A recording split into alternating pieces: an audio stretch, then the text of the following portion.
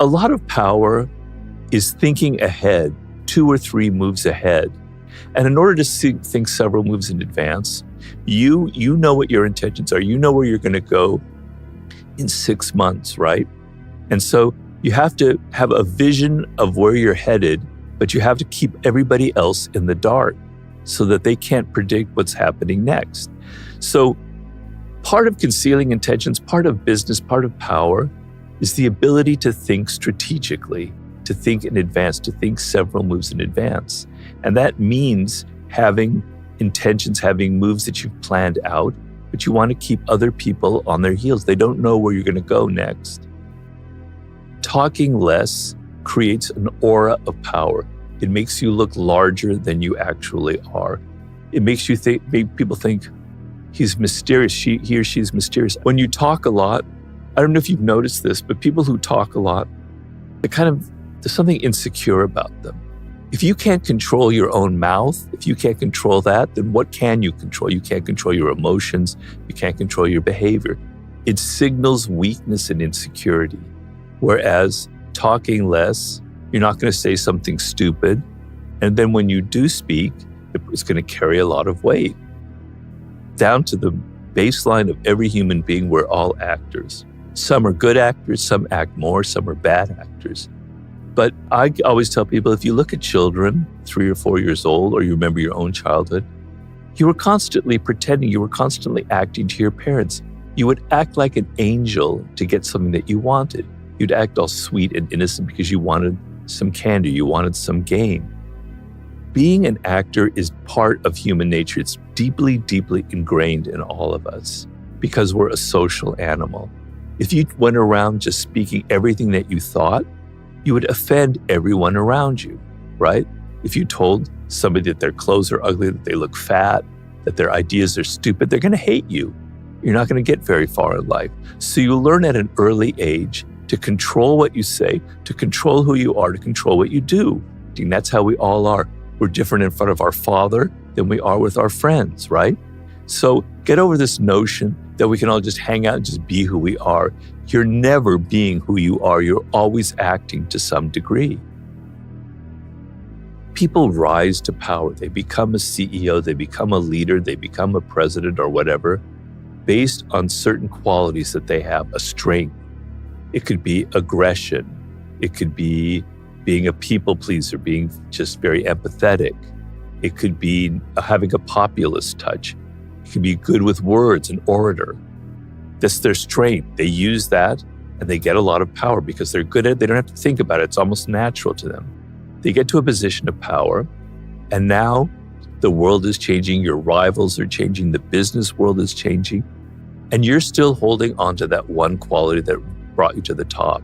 You're still thinking that my aggression, or that my being popular and pleasing everybody, or my speaking well, and you keep holding on to that, and the world has passed you by, and you're weak.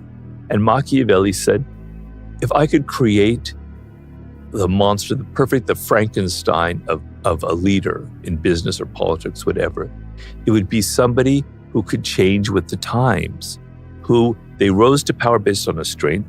They see that it's not quite the right quality, and they adapt and they move with the times.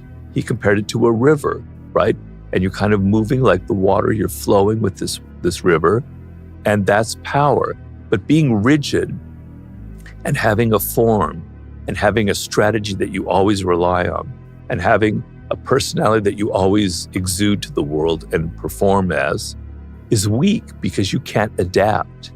I mean, think of your business in the last 3 years. Can you begin to imagine all the incredible shifts that have occurred in just that time? And so in order to gain people's attention, people get very bored, right? They get very bored very quickly if you're always the same, if you always have one note. They're like children who've been continually stimulated with all kinds of new and exciting new toys, right? And you're vying for their attention, okay? If you're always the same, if you're always doing the same, if you're always appearing the same, they're going to get bored with you, and they're going to look for something else. So you have to be mysterious. You have to withdraw. If you withdraw and you're not always vying for their attention, You disappear for a month. You don't post anything, or you post something that's maybe a little bit enigmatic where they're not quite sure what you mean. Suddenly they're going to pay attention to you.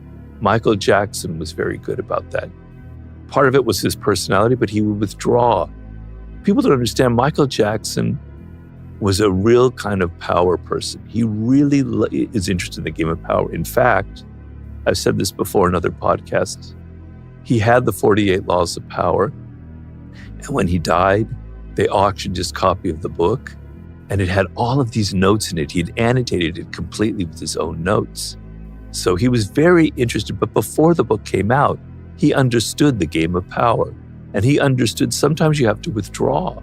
Sometimes you have to be one of those movie stars like Greta Garbo who disappears for 6 months, a year, or 2 years. People start thinking, what's he up to next? When's his next album going to be out? What's it going to be about? Even Beyonce plays the game like that.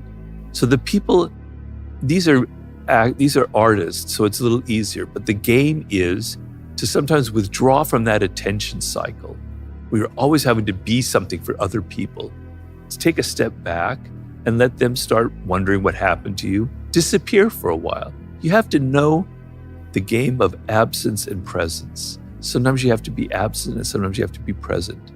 Napoleon Bonaparte said, if I show up at the theater every evening as a spectator, the audience sees me, they start taking me for granted. But if I show up a month later, they go, oh, there's Napoleon, wow. Then I show up the next week, oh, he's coming off. And then I show up in 6 months. They don't know when I'm going to show up next, so they're always having to think about him. So that's sort of the game a little bit, knowing how to, this dynamic between absence and presence. So there are times when you need to apologize, and the apology has to be sincere, and it has to be not the usual thing where I don't know what came over me, that's not who I am, that just happened once. No, you acknowledge that you made a mistake, right? That you did something wrong, and you show genuine contrition. And then, a lot of people who were canceled 6 years ago, that's when they were contacting me, or 8 years ago. And I said, show that you're contrition, understand why people reacted against you, give it a little bit of time, and then come back with more or less the same image, but, understanding there are kind of guardrails here. You have to understand that the person above you has an ego and has probably a bigger ego than you do, obviously, because they're powerful. But with an ego comes insecurities, okay? So you must be aware that the person above you has insecurities and probably has more than you do, because they're constantly worried, do people still like me? Am I still doing as well? Am I as popular as I was a year ago? Am I getting as much attention as I deserve? Am I doing a good job? He or she is very insecure. They're thinking about these things all the time. So what happens is, if you try too eagerly to impress them, and you do such a good job on some project or something, and then all the attention accrues to you for doing that, then you're going to trigger their insecurities. Wow, this person's getting the attention and not me. Maybe they're after my job. Maybe they're more popular than I am. They're not going to consciously think this because they don't want to admit that they're insecure. But unconsciously, they're worried about you. They're thinking things that maybe you're a threat, right? And slowly they're going to build up kind of resentment towards you. And what will happen is you'll probably be fired or you'll be demoted. So if you work hard on a project for somebody else from somebody higher up in your group, and you do a great job, you need to tone it down a little bit. Don't take so much credit. Let them bask a little bit in the glory. Let them have the attention. Yes, they're the genius behind the project. I was just executing their desires. That makes them suddenly go, wow, this person, you understand that they did a great job, but they're being a little bit humble. They're giving you the attention, which you deserve anyway because you think you do, okay? But if you're too weak about it, if you're too humble, if you're going, oh, you don't take credit at all, you weren't involved in it at all, that makes you look weak, right? So you have to be kind of nuanced. You have to do a good job. You have to try really hard. You have to do the best that you can. But you got to let the person above you take some of the credit, take some of the glory. Otherwise, they're going to be wondering about you. They're going to be thinking that you think that you're better than them, and you're going to trigger their insecurities. This is the most important law and power that I want you to engrave in your brain right now as you listen to me. And it's the following. Everybody has insecurities and has an ego. And the worst thing you can do for your boss, for your colleagues, for the people underneath you, is to violate their ego, to make them feel insecure. You will pay a price for it. They will resent you. They will work against you. They will betray you in the end. So never lose sight that everybody around you has an ego and has insecurities. So law number 1 is understand that probably they're insecure. Probably you're going to trigger their egos, and be a little bit careful. Nothing ever comes free in this world.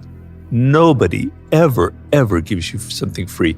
Nobody gives you anything for free. They're wanting something in return. And it's a trick where they're thinking that if they offer their services for free, you're going to go, okay, that's great. And you're not going to pay attention to the fact that they're after something else from you, right? And so it's always better to pay people and pay them well for their services.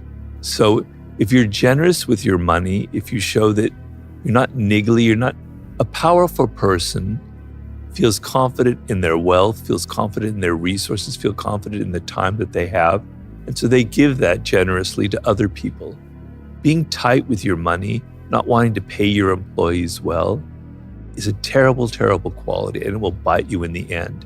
So I always tell you, maybe you don't give them credit for everything.